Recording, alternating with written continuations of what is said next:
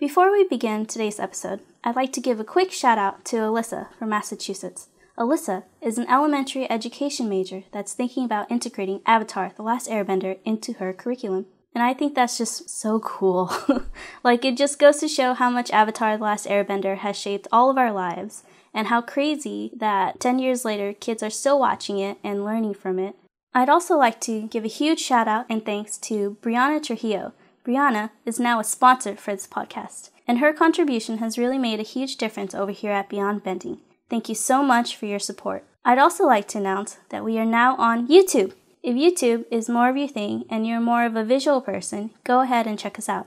In our YouTube videos, we've included a bunch of amazing fan art from all over the internet showcasing the original artists themselves. I came across this idea when I was looking up the Avatar hashtag on Instagram and noticed how all of the original artists rarely ever get credit for the amazing content that they've created. And with our technology now, it's just so easy to steal or share someone's work without crediting the original artist. And I think that's just really horrible.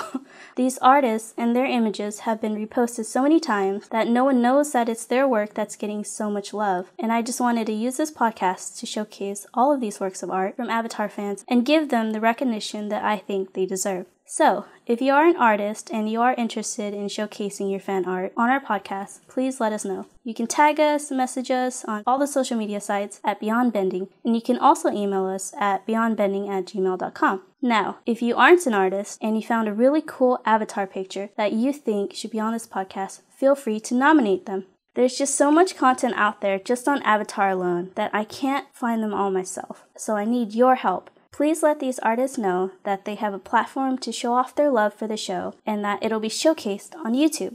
I found a bunch of amazing artists already, and they've all agreed to appear on the first episode of our podcast. If you've already listened to the first couple of episodes of our podcast, go ahead and check out our YouTube videos where we showcase these artists and their fan art. It's definitely a different experience than just listening to this podcast. Now, without further ado, warning. The following podcast contains massive spoilers. If you haven't seen Avatar: The Last Airbender and Legend of Korra yet, and don't mind spoilers, hopefully this podcast will inspire you to watch along with us. Now let's begin.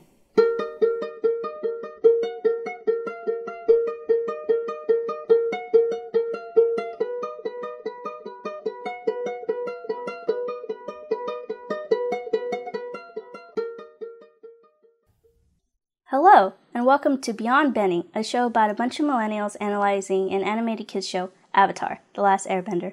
I'm your host, Marilyn Chanthala, and today's special guest I have... Yo, what's up? It's Gen 2. Yo, what it do? How's it going, everyone? And Yen is my housemate. Yo, ride or die right here, having fun. Wow, I think I sound really weird. Anyways, I'm excited. Let's do this. So... how much does Avatar mean to you? To be honest, I just thought it was just a good anime/cartoon series. I thought it was just really enjoyable. But then you started showing your passion, your interest, and your love for it. And I rewatched it back in 2016 and I caught so much more analogies that was incorporated in the anime. I'm that type of guy that just kind of watches the action. It just sits there and it's like, oh, this is cool. But then when you kind of actually put some thought and some perspective into a series, into these things, then you really get a better understanding of what these artists and narrators really put into this. Yeah. Tell the listeners a little bit about yourself. Without saying too much, I went to UCI, graduated in 2016, have a bachelor's in mechanical engineering. Woohoo, go engineers. Working now, it's been 3 years, and just living life, enjoying the lack of homework and the benefits of spending money. So it's really cool. Living with friends too. It's really nice. Enjoying my life one step at a time. Yeah, I definitely want to bring all of our housemates onto this podcast. And I kind of want the listeners to guess how many people live in our house. Don't say anything. It's a lot of people. It's nice. It's one of those things where when you graduate, you still want to live with your friends. You're trying to enjoy the benefits of having spending money, and doing things that you couldn't when you were in school. It's pretty fun. For example, this podcast. Yeah. So yeah, today we're going to be talking about Season 1, Episode 2, The Avatar Returns. The second episode picks up right where we left off. The camera pans down as we watch the Fire Nation flare fall from the sky. The villagers stare at Aang and Katara as they walk back towards the village. The kids cheer and greet Aang as he approaches, but Sokka is not happy. He accuses Aang of alerting the Fire Nation, but Katara defends Aang by saying it was an accident. Gran starts scolding Katara for going inside the ship, but Aang stops her and says that they should blame him. Sokka tells all the kids to get away from Aang and then proceeds to banish him. This upsets Katara. She tells Sokka how Aang finally brought fun to the village, something they haven't had in a long time. Sokka argues that they can't win the war with fun. Aang says, "You should try it sometime." Katara pleads with Gran to let Aang stay, but Gran agrees with Sokka.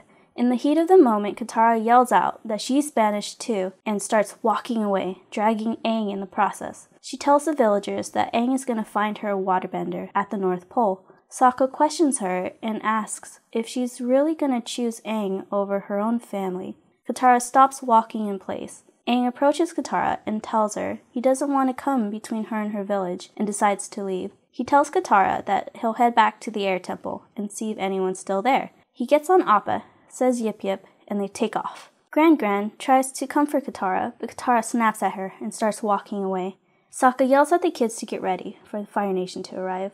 We see Aang and Appa hanging out somewhere in the snow, just outside the village, when they see a Fire Navy ship in the distance. Aang tells Appa to stay while he starts heading back towards the village. Both Sokka and Zuko are getting ready for battle. Sokka is alone in a tent putting on his outfit. He applies face paint on and attaches his boomerang onto his back. We cut to the ship. The Fire Navy soldiers are putting on Prince Zuko's armor. We cut back to the village. Sokka stands guard at the border, waiting for the Fire Nation. Everything starts to rumble. The ground beneath them starts shaking. Sokka's watchtower collapses from the earthquake. The villagers start freaking out. Katara looks up at Sokka and sees the shadow of a ship that's about 10 stories high heading right towards him. The ship cracks the ice beneath him, and a long line cuts right through the village. Katara yells at Sokka to get out of the way, but Sokka refuses. The ship finally comes to a halt as the ice slows down, and we see Sokka getting pushed out of the way, unharmed. The ship deck drops, and out walks Prince Zuko, with his army of henchmen following right behind him. Dun dun dun! Oh no! Okay, so first off, I want to start off by saying the intro part. I know in episode 1, you're talking about how you really enjoy the intro and you consistently watch it.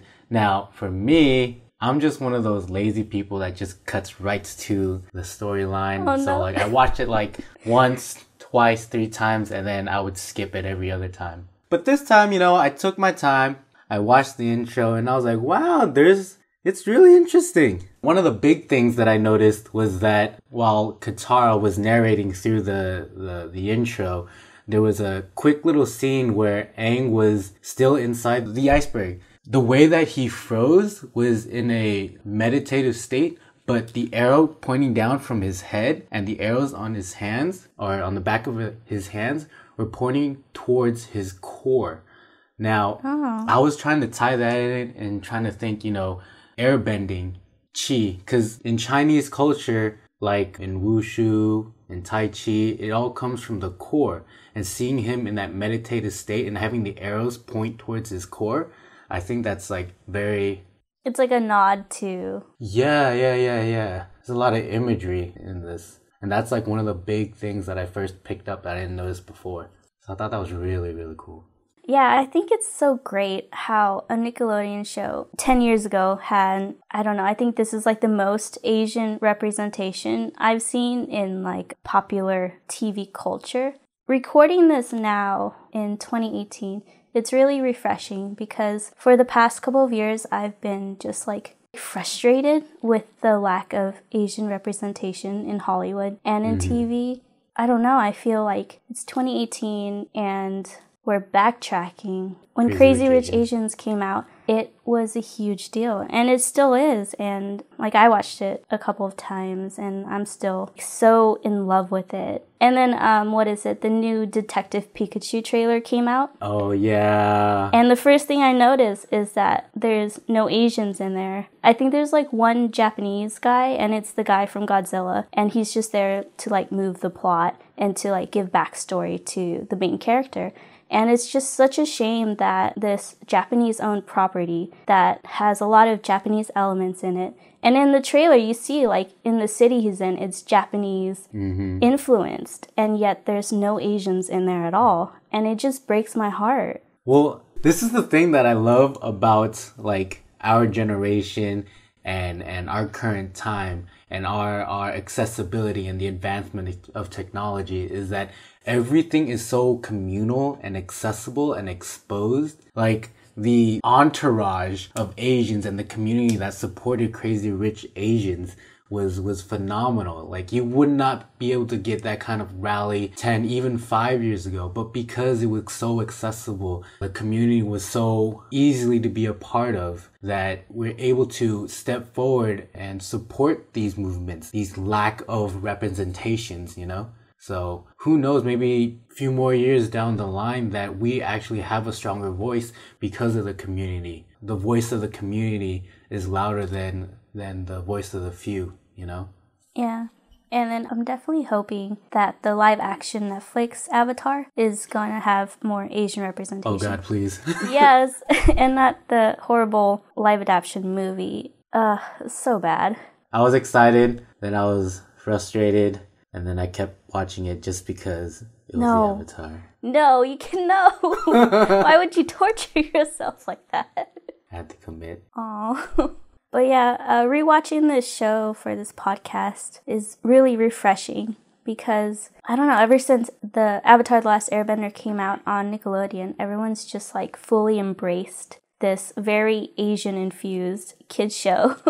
I totally agree. So when I first watched it a few times, like, I didn't really thought of anything. I was like, oh, part of my culture in a anime cartoon series that is dubbed in English, that was created for the English speaking population. I thought that was cool, that I could tie into. I don't have to watch Chinese based with horrible English dubs. It was really, really interesting. You got to really see what these content creators were really trying to put into this. Like, they actually put a lot of thought into each episode, into each clip, into each interaction. When I was reviewing this episode, I caught a lot of things that I didn't see the first few times around, because I watched this with the intent of trying to see any foreshadowing, imagery, irony, paying attention actually, instead of just being brain numb and watching a show. Yeah.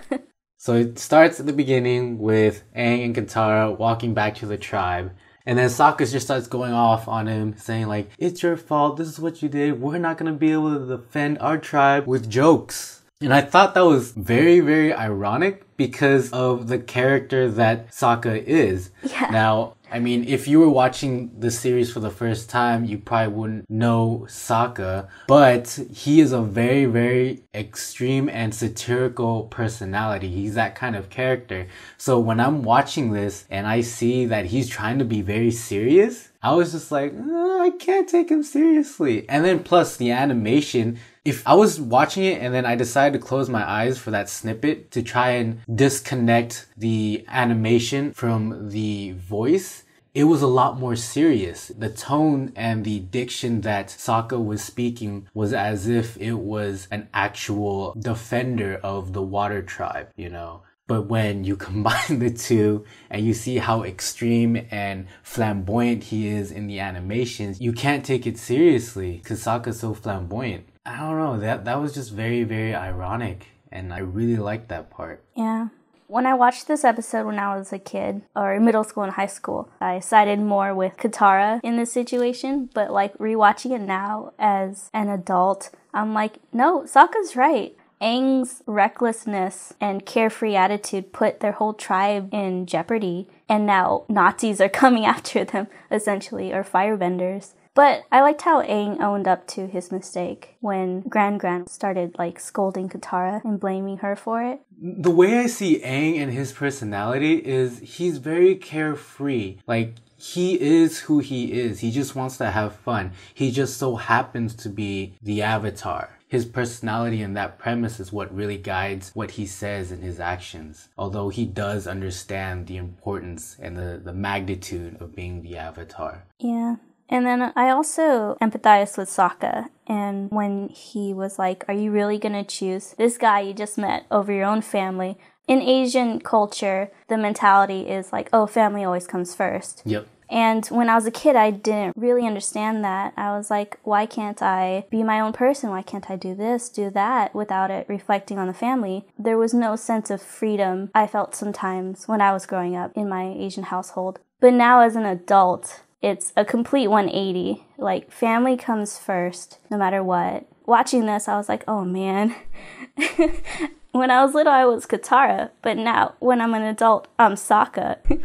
Coming from Sokka's perspective, like, I can understand him. He is the only man left in the tribe, and if I were to put myself in his shoes, I would try to be the alpha male and try to protect everyone and be the breadwinner and try to make sure that the tribe is as healthy and as thriving as possible. And that means a call to arms and to bear defenses and to just be prepared for anything. And that's what he was doing. He was playing that role. You can't blame him. So I totally understand his perspective. And then I also want to talk about how when Sokka kicks Aang out, when he banishes him, and Aang leaves, you see him not wanting to leave yet. He's just chilling with Appa, like, just outside the village, and he's talking to Appa, and he's like, yeah, I miss her too. And then he sees the Fire Navy ship, and then he goes back to the village. I just thought that was, like, a really cute moment that I didn't pick up on when I watched it a long time ago. Yeah, I mean, I was watching, I was like, I wonder what's the reason why Aang and Appa decide to stay. Had they left, it would have been bad, but they stayed. And I think Aang was just thinking, like, he was sad to leave because he wanted to have more fun. He was having so much fun, sliding with the penguins, hanging out with Katara, the little kids showing him so much attention. He really liked it. And it just would suck to leave from a place that you're having so much fun. But then it just goes to show, like, he doesn't grasp how dangerous the Fire Nation is until he sees later in the episode when he does come face to face with the firebenders that are looking for him. He sees the impact it has on the village, and he owns up to it. But we'll get to that later. I also like the editing in this episode when they compare and contrast Sokka and Zuko getting ready for war. Sokka's by himself in a tent, and then you see, like, spoiled little Zuko, all of his henchmen are putting his armor on for him, and it's just so jarring watching that and how lonely Sokka is. Like, he's 16 and he has to take on this whole... He has to go to war. Yeah, he has to go to war by himself. And his face paint is dope. Like, he looks badass. Yeah. Like, you could tell he practiced it. Yeah. Actually, speaking about that, I don't know if I'm just stretching the truth or something, but when he put that face paint on, I was just thinking to myself, man, what other character put face paint on? And then I was like, oh, the Kenoshi warrior. The Kyoshi warriors. The Kyoshi warriors. I was like, oh, you know what? He also had a thing. It was Suki. Yeah. So I was like, could that have been a little bit of foreshadowing or something? Maybe. I don't know. Because he was the only one that put face paint on. It could be like a tribal thing too, like small tribes, when they go to war, they put on face paint. And then the more refined, elitist thinking soldiers don't need face paint. Yeah, maybe I'm just trying to connect two really far points together to try to make sense of something. I'm looking too deep into it. Yeah. Who knows, maybe. That whole scene leading up to the arrival of the Fire Navy ship, I gotta say, was really suspenseful. You experience the horror of the Fire Nation arriving from, like, the villagers' perspective. And Sokka. What is it? The shadow of the ship as it's, like, heading right towards Sokka is so terrifying. And I also think Sokka is really stupid for not getting out of the way. Like, Katara's yelling at him to get out of the way, and he's so stubborn. Just stayed there. Yeah, it ties into his mentality that he wants to prove himself as a warrior. But his goal is to keep the villagers alive. And if he dies before he could He's screwed. Yeah. And I'm like, no, Sokka, you're so stupid. Yeah, I saw like when they lowered the bridge and the snow shattered, I was like, how the hell did he keep his balance? He was on his feet while all the snow like slid down. I was like, that's not realistic. Maybe. No? Oh. There was a shot of, you know how when the ship cracks the ice or the crack ripples throughout the village? And Katara swoops in and saves a baby that was about to fall in between the cracks of ice. And I'm just like, holy shit, this baby was about to die. It's those little subtle things. Like, I totally glanced over it the first few times I watched it. But now that you pointed out, I was like, yeah, actually, that's extreme. So Zuko almost killed a baby in the second episode. God damn. And he didn't even realize it. He just almost killed a baby. Alright, let's move on to the next recap. We see Zuko walking down the hull of the ship towards the village. Sokka charges at him with his club. Zuko uses one kick to disarm Sokka and another kick to knock him off the bridge. Sokka falls into a heap of snow. Zuko approaches the village and starts looking around. He asks the villagers where they're hiding the Avatar. No one responds. He grabs Gran Gran and tells them that the Avatar would be about this old and starts shaking her around. Still, no response. He throws Gran Gran back at Katara and proceeds to firebend. Zuko then kicks off a circular stream of fire into the air and the villagers flinch and scream. Sokka screams and charges at Zuko. Zuko turns around and trips him, causing Sokka to fall on his butt. Zuko tries to blast him with fire, but Sokka dodges. He throws his boomerang, but misses. A little boy yells out, "Show no fear!" and hands Sokka a spear. He charges at Zuko again, but fails. Zuko breaks the spear in mid-charge, grabs it from Sokka, and starts hitting him in the head with it until he falls to the floor. But wait, there's something shining in the sky. It's Boomerang! Boomerang hits Zuko in the head, and Zuko yells out in pain. Now Zuko's really mad. Fire starts shooting out the back of Zuko's fist. But before he can do anything, Aang penguin sleds from behind and knocks Zuko off his feet. The kids start cheering. The penguin pushes Aang off and starts waddling away. Aang says hi to Katara and Sokka says hi back in defeat. Hi Aang, thanks for coming. The firebenders and Zuko surround Aang. Aang flicks waves of snow at them with his staff and says, "Looking for me? You're the Avatar?" Zuko says. Katara and Sokka can't believe it. Zuko tells him how he spent years preparing for this moment, and he can't believe that the Avatar is just a child. "Well, you're just a teenager," Aang replies back. Zuko starts firebending at Aang, and Aang deflects by twirling his staff to avoid the blast. The fire waves almost hit the villagers and causes them to scream. Aang stops mid-battle and makes a deal with Zuko. He promises to go with him if they leave the villagers alone. Zuko nods his head. The soldiers take Aang away. Katara begs him not to go, and Aang reassures her that everything will be okay. He tells Katara to take care of Appa until he gets back. Zuko yells at the captain to head towards the Fire Nation. "I'm going home," he says. Katara tears up as she watches the firebenders take Aang away. Aang looks back and smiles, but his smile disappears as the hole closes in from behind him. So, straight up, you can tell how unevenly matched Zuko is with Sokka. It's so unevenly matched, it's funny.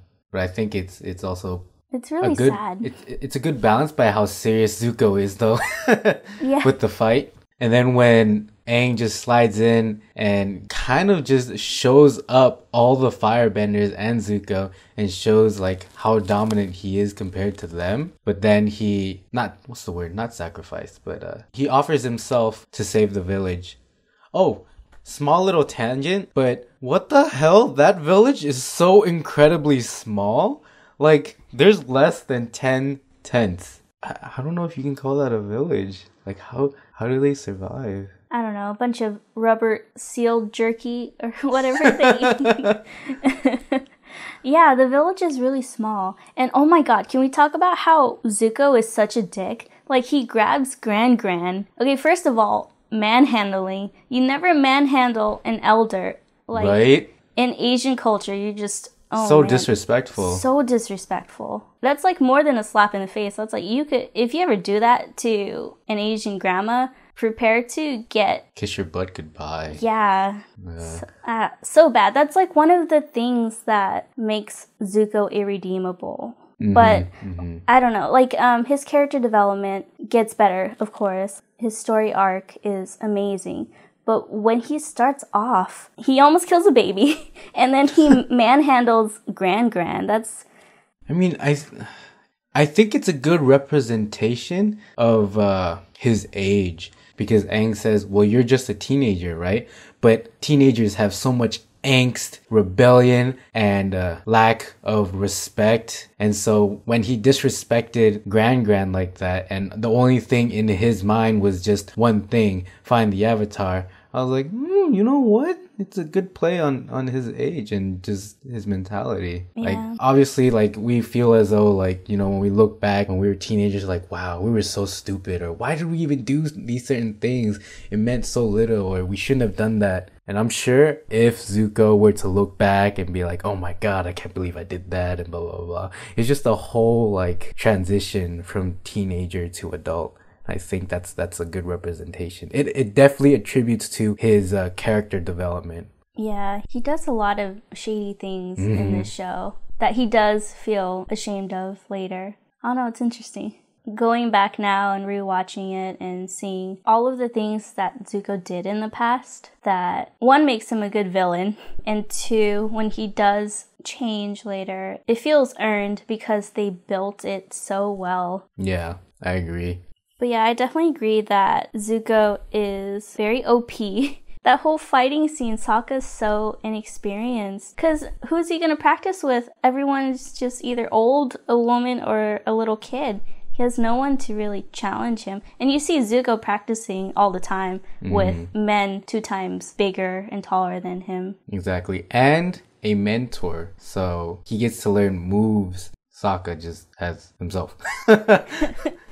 This is one instance where we see like Zuko's privilege as a prince of a nation and like the advantages he has over Sokka that is in a village with a population of like 10. And the equipment too. What is it? Zuko breaks Sokka's spear like it's like a toothpick? Like nothing, yeah. Like nothing. Yeah, you can see how like Sokka's war gear is just a bunch of cloth and leather. And then you see Zuko and he has like padded armor and all this stuff. Like, right from the get-go, you see it's an uneven match. Yeah. Aang's character is really interesting because later in the show, you see how he's kind of oblivious sometimes when it comes to, like, picking up hints on what others want to do or how they're feeling. But sometimes he's really sensitive to how people are feeling. Like, in this instance, he sees the villagers and how their lives are at stake, and he stops and he gives himself up. I think the development of that character is so unique. I totally agree because, like I said, he's a kid that just wants to be a kid, right? But he also understands that he's also the Avatar. So he goes back and forth between those personas really well. Yeah. I like how Sokka makes it such a big deal and how intimidating the Fire Nation is. But then when Aang comes in to sweep the day, right? He's not intimidated at all by the big ship or the padded armor or the multiple firebenders. Yeah. And I think that's really ironic because how does he know how to interact with them when it's been so long, you know? It's really funny because, what is it? He tells Sokka, oh, you should try fighting the war with fun. And Sokka just like, are you fucking kidding me? Right? Yeah. But then he saves the day with fun, and what an entrance. Like penguin sledding and just showing up like that. Right? I think it's kind of funny how they didn't see it coming. Like if I were to hear a person sliding on a penguin, I'd probably see them like pretty far away, but I guess they were oblivious to it and knocked Zuko down. Yeah, it reminds me of Guardians of the Galaxy. We cut to Katara staring out into the ocean. She tells Sokka that they have to go after Aang. Sokka tries to interrupt Katara, but she keeps monologuing. Finally, Sokka gets through to her and yells out, Katara, are you gonna talk all day or are you coming with me? And Katara starts freaking out. She runs to hug Sokka, and Sokka tells her to get in so that they can save her boyfriend. Katara gets defensive, but Sokka doesn't care. Gran approaches them and asks what they're doing. Sokka and Katara look at each other. "You'll need these," Gran says. She gives Sokka and Katara supplies and tells them how she finally has hope once again and that their destinies are intertwined with Aang's. Katara says that there's no way they're going to catch up with the firebenders in a canoe, and just as she says this, Appa appears. We cut to the ship. Zuko takes Aang's staff and says that it'll be an excellent present for his father. "I suppose you wouldn't know fathers being raised by monks," Zuko says. He tells the soldiers to throw Aang in jail. He hands the staff to Uncle Iroh and tells him to put it in his room. Uncle Iroh then hands it to another soldier and tells him to do it. Aang gets dragged below ship deck and asks the soldiers if they've ever fought an airbender before. He taunts them by saying that he bets he can take both of them on with his hands tied behind his back. The soldiers tell him to shut up. Aang takes a huge breath in and blows, simultaneously taking out both of the soldiers guarding him. Aang goes back above ship deck and heads towards Zuko's room. We cut to Appa swimming in the ocean with Katara and Sokka riding on top of him. Katara pleads with Appa to fly, while Sokka is sarcastically yelling out random catchphrases and mocking her. Katara asks Appa if he wants to save Aang, and Appa grunts in reply. Sokka finally says the right catchphrase, and right when he says yip yip, Appa slams his tail down and they take off. Sokka starts freaking out, but then tries to play it cool when he sees Katara just smirking at him. That's so cute. Yeah. See, that's the normal satirical side of Sokka that I always see. And I think it's so funny how he tries to play it cool. That's his character. I love that part about it. But can we talk about how OP airbending is sometimes? Like, Aang took out 2 Fire Nation soldiers with his hands tied behind his back. That's insane. Well, okay, so I want to actually talk about that because in the first episode, you, Joanna, and Anthony were talking about how cocky Aang was, right? And like, I really caught that right here when he says, "So I bet you guys never gone against an airbender, right? And I bet I can blah, blah, blah, blah, blah." And he really actually freaking does it. Like, it's so cocky, even for a little kid to say that. And I was just like, wow. But, you know, it does put it into perspective because was it later on in this episode or before this episode when he finds out that he's been frozen for 100 years? Before this episode. It was before this. Okay, yeah. So knowing that, he knows that nobody within his vicinity, anywhere near his age group, has even dealt with an airbender. So like all the cues that a person would be aware of fighting against an airbender is non-existent. It's not there. So like basically everybody, quote unquote, has their guard down against them. So that's why he's so easily able to take them out. Yeah, and then as a viewer, you definitely feel like you're there, but you're looking at it through a Fire Nation perspective because we haven't seen that much airbending yet. And so when Aang does do his thing, it's like, holy shit. Like, they weren't prepared for it. We weren't prepared for it. When he just blows. Right, yeah. He just blows air and so much force goes into both directions. Yeah, that guy probably has a concussion. Can we also go over the fact that he did that front flip or whatever and used the Fire Nation guy's helmet to cut his wrists free? Like, that was such precision. That's so crazy. That's like, it really goes to show how unevenly matched everyone is to Aang, because especially if you don't know what you're going against, you know, and you know that they don't know what they're going against. That is OP.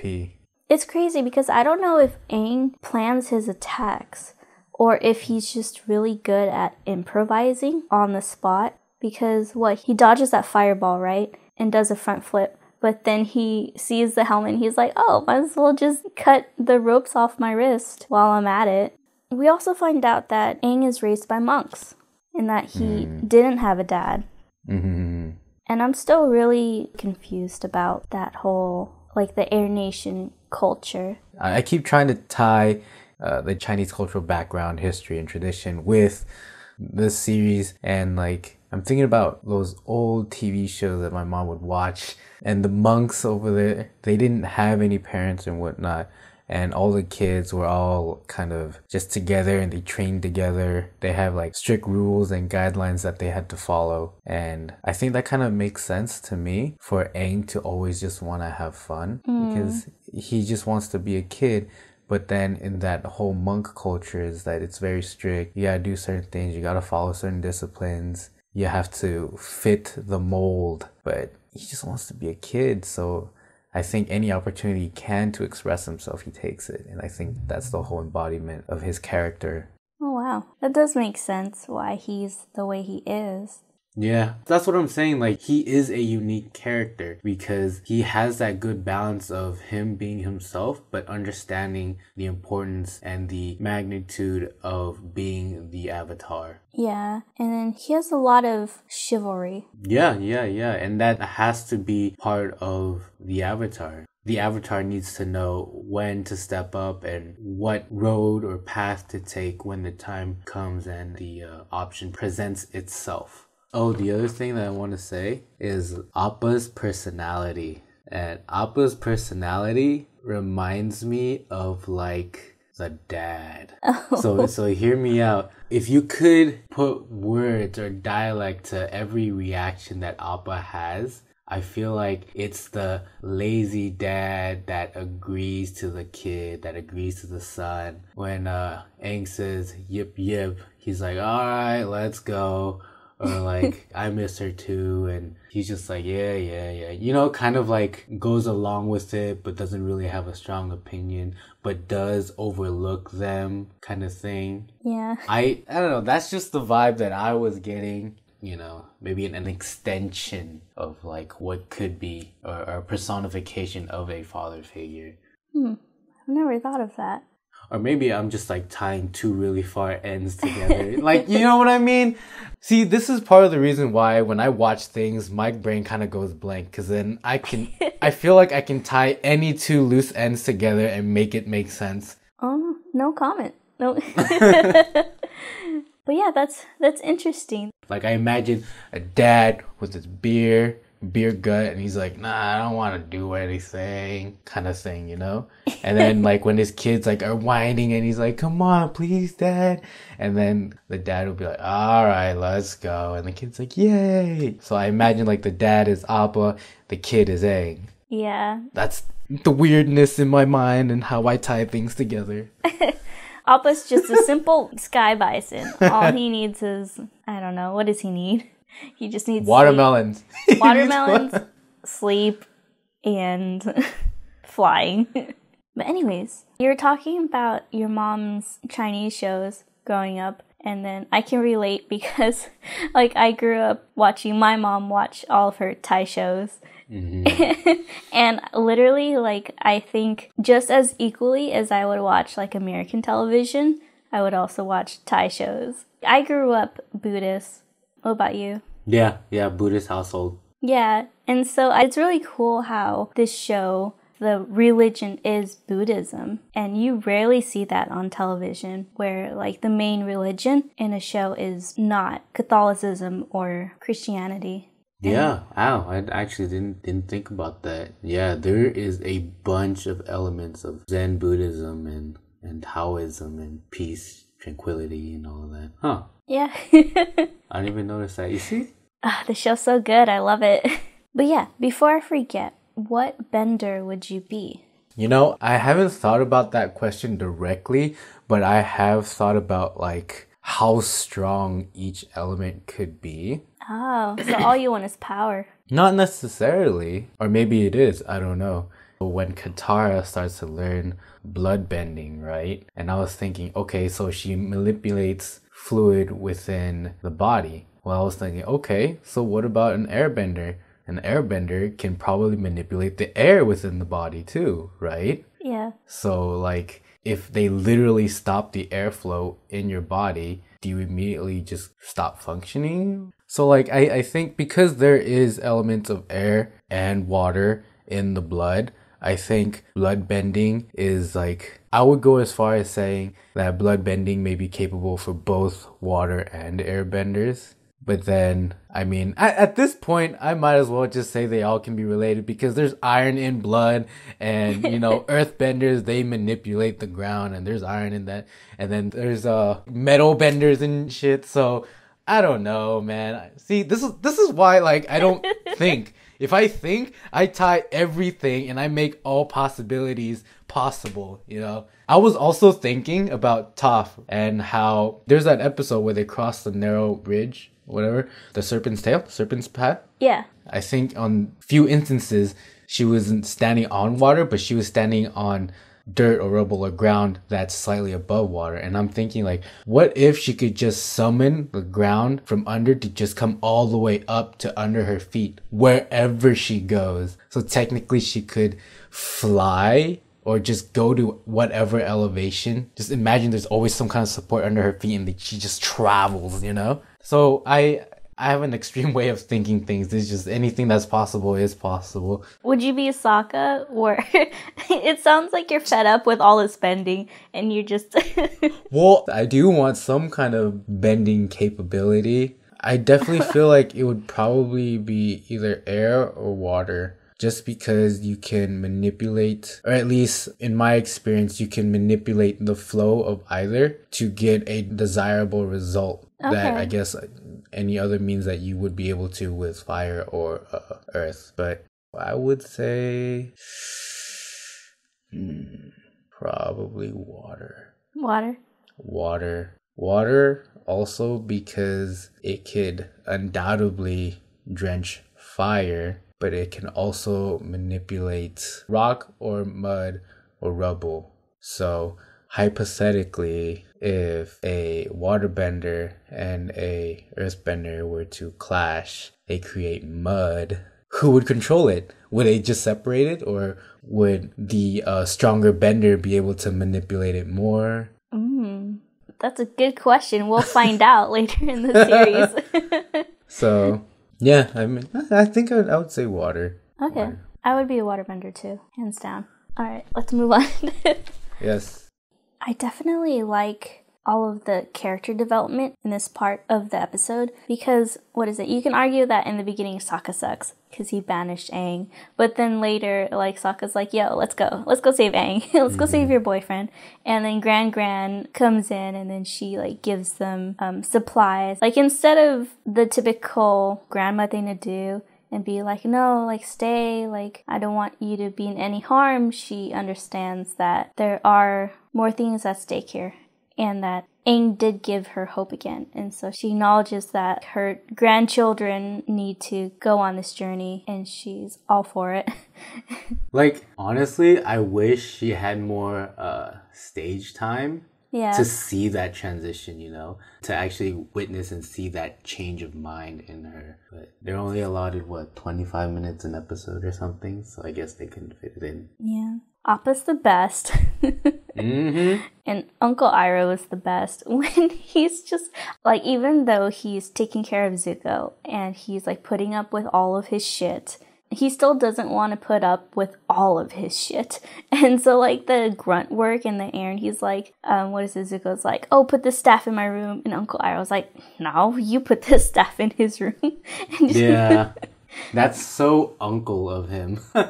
So Uncle Iroh's personality really reminds me of, and like a Chinese drama's typical uncle in the Asian household, which is he's the figure that has been through stuff and like knows about it, knows the experience and whatnot, but doesn't really show it. He just kind of is there and is a figure or a mentor. And I think Uncle Iroh really projects that really well. Because in those Chinese dramas, or at least the ones that my mom watched and that I watched with her, the uncles are always the ones that are spewing knowledge, doesn't take anything too seriously because they know how important or lack of important those certain topics are. Because they've been through this and that, they see that what the kid's going through right now isn't that big of a deal in respect to the big picture, you know. So Uncle Iroh and Prince Zuko's perspective, he's saying like, oh, Prince Zuko is just being a teenager. He's just throwing a tantrum and doing all this and all that. And I'm just here to just look after him and make sure he doesn't kill himself. Oh. And so if he wants to go out and look for the Avatar, he can do his thing, have his fun or whatever. If he captures him or doesn't, he's just there to mentor him. If shit does hit the fan, if something goes sour, you know, he's definitely going to be there to help him, guide him, or protect him, because that's what the uncle does. Yeah. He definitely balances out Zuko. Oh yeah, Zuko's a hothead and Uncle Iroh's like just the chill dude. Yeah. Honestly, he probably sees, I don't know, maybe he does, he doesn't, but I think that he sees that there wasn't going to be any way that he was going to make it up or be in his father's best wishes or good side. Yeah. I want to go back to the topic of Aang being a monk. Like, you see Zuko knowing a little bit about monastic life, and it's really interesting because since Aang's been gone for 100 years, a lot of people don't know what the airbending culture is, like the Air Nation culture.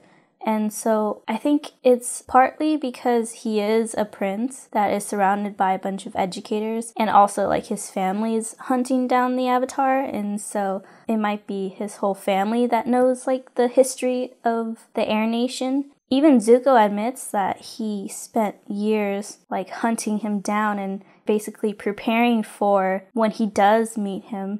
And it makes me think of, that's kind of creepy. It plays into like the cat and mouse trope in like detective movies where there's always like someone hunting someone else. It made me think of when I was in film school and I had this professor. Every movie that we had to learn in that class, he would always try to tie in like this phrase that he always uses. And he, like when he's talking about like two bros in a movie, he would be like, oh yeah, blah, blah, blah, homoerotic undertones. And he would always, like, I kid you not, in any situation where there's like two guys that are just doing their thing or hanging out, he would always try to squeeze in like the phrase homoerotic undertones. And so in this episode, I definitely got like that vibe. And I can see why Avatar fans ship them, like Zuko and Aang, because there is like this, like the show Killing Eve and like the cat and mouse dynamic of just being obsessed with someone for so long. Right. And trying to like get in their mindset, get under their skin, and to fully understand them in a way that no one else does. And so it's interesting because Zuko's never met Aang before, and yet he's like trying to know everything there is to know about him. But when he does find out that he's just a little kid, he's thrown off. But that doesn't stop his obsession. Not at all. It definitely like heightens it. Yeah, I agree. Like going back, I know I keep going back to it, but Chinese dramas, you know, big part of me growing up, family face, culture, and respect is just one of those underlying strong things that's in the Chinese household. And so the scar that Zuko has on his face is burned by his father, right? So Zuko probably had it really well, had it really good. He's always trying to gain his father's acceptance, right? And he never has. But the burn on his face was probably the biggest backlash of it all. So he needs to do the one thing that'll win it all for him, which is to find the last airbender. And so if he knows that he needs to just do this one thing to gain back his father's, you know, love and attention, then yeah, of course he's going to go 110% into that. Being burned like that by your father is really defacing, ironically, no pun intended. But honor, respect, and faith is just really, really important in our culture. So obsession is a very strong word, but it really, really defines how Prince Zuko is going about all of this. Yeah, and you see that too when he tells the captain, like, I'm going home. And he sounds so happy and he's just over being banished. It's heartbreaking because you do know that later in this episode, Aang escapes. Yeah, that's one of the things, like, they downplay, or at least they don't show how sad that could be on Zuko. Because I know in those Chinese dramas, if that were to happen, he would be super depressed. They would try to exemplify and express how saddening that is. He has 3 seasons to show that sadness, so let's give him that. True. So we cut back to the ship. Aang runs into Fire Nation soldiers in the hallway and asks if they've seen his staff. Before the soldiers can move, Aang shoots off like a rocket and runs in a spiral down the hallway and dodges the firebenders. Aang climbs up a ladder and sees another firebender in the middle of the hallway. Right as the firebender punches a stream at him, Aang does a front flip and dodges the attack while simultaneously using the soldier's helmet to cut the ropes off of his wrists. This causes the firebender to fall flat on his back, and Aang proceeds to check every room for a staff. He accidentally barges into Uncle Iroh's room, sees that he is sleeping, and apologizes to him as he closes the door. Aang finally finds his staff, but right when he walks into the room, Zuko closes the door behind him and traps him inside. Homoerotic undertones! Right? He says that he underestimated Aang and starts firebending at him. Aang dodges all of the attacks by either running away, hiding behind Zuko's back and mirroring his moves, airbending to put out the flames, or riding on his airball until Zuko finally knocks him off of it. Aang recovers and grabs a Fire Nation banner and wraps it around Zuko. He then retrieves his staff, and Zuko breaks free by firebending out of it. What? Like, he flexed. How did he escape that? He just like... I don't know. How do you explain I that? thought it was a no flex zone, but apparently not. I mean, he just burned it up, so... When I was recapping this and he got to that part, I was like, how do I describe this? He flexes / firebends. He fire flexes out of... Fire flex. Yo. That's a sick term. I want to use that. Fire flexes, and then it just things around him just burns up. And that banner's got to be like what? Like, it was sick. I first thought it was a carpet. but yeah, Zuko fire flexes out of it, but Aang's had enough. He airbends the mattress and Zuko against a wall. He then airbends again, but this time bangs Zuko against the ceiling. When Zuko finally recovers, he looks up and sees that Aang is gone. Aang tries airbending away, but Zuko jumps from the balcony and catches him. They both crash onto the ship deck. Appa, Sokka, and Katara fly in, and Zuko is taken aback by the sight of Appa. He snaps out of it and starts firebending at Aang, which causes Aang to fall into the water. While Aang is underwater, he goes into the Avatar state. Dun, dun, dun. Aang airbends into the sky and creates a water tornado that he's riding. Like a reversed whirlpool or something. Because Yeah. it comes out instead of going into the water. Anyways, he lands back on top of the ship and takes out all of the firebenders, including Zuko. Sokka and Katara are amazed. Appa lands on the ship and Katara runs towards Aang as Aang leaves the Avatar state and collapses onto the floor. Aang thanks Katara and Sokka for coming and says that he dropped his staff. Sokka says he's got it and goes to grab it, but just as he does, Zuko grabs onto it as well and tries to climb on board. Sokka hits Zuko's head with the edge of the staff until he falls back down. As Katara helps Aang onto Appa, firebenders start surrounding her. She tries flinging water at them but fails, and instead flings it backwards and freezes Sokka in his tracks. Sokka yells at her. Katara tries again, but this time backwards. As she turns her back on the firebenders, she waterbends, and it works. The firebenders are frozen in place. Sokka finally breaks free and yells at Appa to yip yip. The gang takes off. A groggy Uncle Iroh comes out and helps Zuko back onto the ship. Zuko and Uncle Iroh shoot a huge fireball at the gang, and Aang bats the fireball away with his airbending. And the fireball hits an iceberg and causes an avalanche to fall on top of the ship. The gang cheers as they ride away. Uncle Iroh tells Zuko that they're lucky that the Avatar is just a kid. That kid, Uncle, just did this. I won't underestimate him again, he says. We cut to the gang on Appa. Katara is geeking out about Aang's waterbending abilities and asks how Aang did it. Aang says he doesn't know. Katara then questions Aang why he didn't tell them that he was the Avatar. Because I never wanted to be, Aang says. Katara tells Aang that the whole world's been waiting for him to end the war. Aang doesn't know how to do that. Katara tells her that, according to legend, he must master water, earth, and fire. This makes Aang smile, because this means that they can master water together. He then pulls out a map and starts planning random adventures all around the world and says that they need to complete it before heading to the North Pole. The episode ends with them riding into the sunset. I really like the second half of this episode because there's so many little things that I picked up that I thought was really funny. So you were talking about how they're not aware or they haven't fought against an airbender in so long, right? But even Prince Zuko, who's studied the Avatar in preparation for him, still doesn't know how to fight him or be ready for him, because how Aang takes him out in the quarter is he literally gets slapped across by a mattress. And like, who would have like expected that? How do you prepare for that? Like, you have to be consciously aware that he could bend the air around certain objects to push it. Yeah. It's so hard to like predict something like that, you know? And then Aang double taps. I just thought that was so funny. Like once wasn't enough. Zuko definitely should have died or walked away with a concussion. Like, that's crazy. Yeah. And then like the other thing, jumping a little bit far ahead, was when Zuko was hanging on.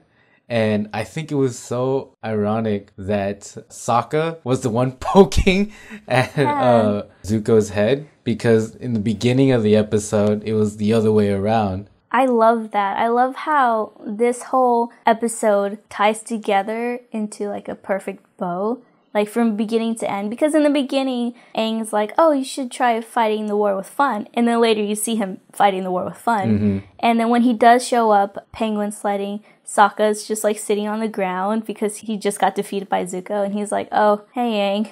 Thanks for coming. And then later, after Aang goes into the Avatar state and he comes out of it and he collapses onto the floor, he's just like, oh, hey, Sokka. Thanks for coming. And it's just so cute. And it reminds me of... Did you watch Glee at all? No. It's fine. It's not for everyone. but yeah, I'm a sucker for musicals and like all the hype when Glee came out. There's this one episode with Finn, one of the main characters, when he's breaking up with his girlfriend and she's asking him like, why are you breaking up with me? And he tries to explain that he feels this way with another girl, Rachel, and he can't explain it. And the analogy that he uses is that he feels tethered to her. And so that whenever like something happens to her, like he feels it. And then whenever something happens to him, like they're drawn towards each other. It's always like an action-reaction type of relationship. And so it made me think of that when I was watching this. And in a way, Aang and Sokka and Katara, they're all like tethered towards each other. In ways that you don't expect, that show up later. When anything happens to them, like they all feel it. I don't know, that's just a part of friendship, I guess. But it's just so cute how this is the second episode and they're building on this friendship. Even though they just met Aang, there's still this like push and pull in their relationship. I think this is where it starts. Like, you already see a lot of it, and then you see how their relationship come into fruition towards the end of the season and into the future books. The other thing that I want to point out is going back to the fight scene and how Aang goes onto that freaking air sphere. Like, okay, that was pretty OP. Like, just rolling around the quarter and just dodging everything. That's pretty cool. I mean, it's already cool to be able to ride that thing, but to like use it and like perform evasive maneuvers, that's like, damn. It reminds me of like, what is it, the old school PS2 car games where you're like driving a car and the racetrack is upside down like a roller coaster. Oh, yeah. And Aang just shoots down the hallway in like a spiral motion. Yeah. And goes like above the firebenders, underneath the legs of the firebenders, and like in between. Yeah. Like a roller coaster track or something. Yeah. And then going back to what I said earlier and how Aang improvises when he's in the moment, I think it does play into the fact that like airbenders have to be quick at thinking because they move so fast that they have to just be aware of everything. And then you see that in this episode when he's fighting the firebender, or like trying to escape the firebenders, and he's just so quick and so slick. Yeah. I also want to point out that I thought it was really funny because I finally picked it up, was when Katara froze some of the firebenders, and like you'll see different camera angles where it's zoomed out, but you'll notice little parts here and there. You'll see them like trying to pick themselves out. There was a clip where Sokka was using his boomerang to chip himself out of the ice. Yeah. That was really, really funny.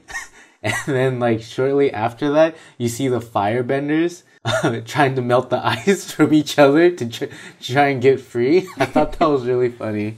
And then it's really cool how, even though we do see Aang go into the Avatar state and show the power of waterbending in, like, an extreme form, like, he's basically a water god. And he did that, like, reverse whirlpool up into the sky and took down all the firebenders, right? But then when Katara manages to freeze the firebenders, it still feels really good to watch. Like, you're not desensitized by what you just saw Aang do because you know that Katara is still learning. And so whenever she does finally succeed in waterbending, it feels so good. You're like cheering her on, and it's so cool. Yeah. That's the other thing is, like, the character development in this series is so good because you really get to see how far Katara goes with her waterbending. Like, she goes far. She gets really good. Yeah. Going back to Aang going into the Avatar state, oh man, you already know that it's already unevenly matched. Like, he just can totally take out Prince Zuko and the firebenders, but then, like, they just decide to just put icing on the cake and really show you what happens if he just took a few seconds to go into the Avatar state and really show, like, how outclassed he is to everybody else and what it really means to be the Avatar. The last thing that, like, I want to say is after he exits out of the Avatar state, I just thought it was so quick for him to be able to recover from coming out of that state and being able to deflect that giant fireball that Uncle Iroh also shot with Prince Zuko, to deflect that into the iceberg or ice wall. It's crazy. It's like he bats it like he's playing baseball. Yeah. The only thing I could say is that, like, there is some truth to how strong or OP airbending is, because the animators did put in the effort to show you that Aang really did had to build up and accumulate some air to deflect it. It wasn't just a swing. He actually had to, like, inhale, retract his staff before swinging it. So he had to build up momentum. It wasn't just an explosive power. But even then, to be able to deflect Uncle Iroh's and Prince Zuko's fireball, it's pretty tough stuff, man. Not easy to do. Yeah. And then the bird's eye view of the damage of the ship. Oh, yeah. When Zuko's like, that little kid did all of this. That's intense. It was pretty rough. That's a really good way to, like, go towards the end of the episode, because it really says, oh, wow, this kid is the real deal, you know? And it's further emphasized by Prince Zuko's reaction, saying, like, you can't undermine him anymore because he did this to us. Yeah. What were you saying earlier? Definitely a lot of uneven playing fields in this episode. Yeah. Everyone's kind of outmatched, but also, like, underestimated at the same time. It's really interesting. Yeah. I also want to say that once Sokka and Aang and Katara, they finally get away, right? They say, oh, well, Aang and Katara can both go learn waterbending first. And then Aang's like, oh, we first need to go to these places first. You totally see his kiddish side come out because he says, I want to have all of this fun before we do anything serious. And I was like, oh man, that's just the child in him. That's the character. I was like, well played. And then it's also really cute how I love how the show never forgets about Sokka, even though he's not a bender, he's a normal person. They don't forget about him because Katara's like, yeah, like when we're learning waterbending, like you'll still be able to beat some firebenders up along the way. And then Sokka's like, yeah, I really want that. Oh, yeah. He said that with an undertone too. He was like, he really meant that too. Yeah. It's a good episode. Yeah, I really liked it. This was the one I actually wanted to be featured on. Oh, well, thanks for being on the show. Yeah, absolutely. The pleasure's all mine. I enjoyed this. But yeah, once again, we are now on YouTube. Go ahead and check us out there if you want like visual stimulation and audio is not good enough for you. I found a bunch of talented artists on the internet, and I had to search. Oh my god, it's so hard. Like, the internet is such a black hole where if you find a picture that you like or a drawing that you like, it takes like an hour to trace it back to the original source, like the original artist, the original account, and then I gotta contact them, and it's a whole thing. So please, if you are an artist and you do want to showcase your work on this podcast, please let us know. Or if you aren't an artist and find an Avatar fan art that you really like, that you want to showcase on this podcast, share it with us, like nominate them. My goal is to unite all Avatar lovers on this podcast. And thank you, Yen, for being here. Are there any social media plugins you want to? Instagram, follow me at stayfocused.fuelthefire to follow my exercise, activity, traveling IG. My personal IG is Yendrick to Mars, so it's like Kendrick. Play on words. Kendrick Lamar, but with instead of a K and a L, it's a Y and a T. So it's Yendrick_Tumar. Yeah. That's my name, Yen2. Yeah, and I'll put it in the description below for the listeners too. Right on. And then I appreciate that. This isn't the end of Yendrick Tumar. Yeah. Or Yen2. We'll talk about those characters and give my 2 cents on these characters and let you guys know what I think. I'm gonna tie 2 ends and make it make sense to you guys. We can see Yen's mind travel like throughout the entire universe while recording this podcast. You know, it's so ironic because like I'm so bad in English, but then like in English classes, I can't say English classes, but in some you kind of have to like make things make sense. Yet I'm pretty good at that, yet I'm really bad in English. But yeah, that concludes the end of this podcast. Yay! Tune in next time for episode 3. Won't be me, but you know, it'll still be lit. And what's your favorite Avatar catchphrase? Obviously, Appa! Yip yip! Yeah! There we go. It's my favorite. Mine is Flameon Hotsman. Peace out. As they say in the Avatar world, Flameon Hotsman. Flameon Hotsman. Yay!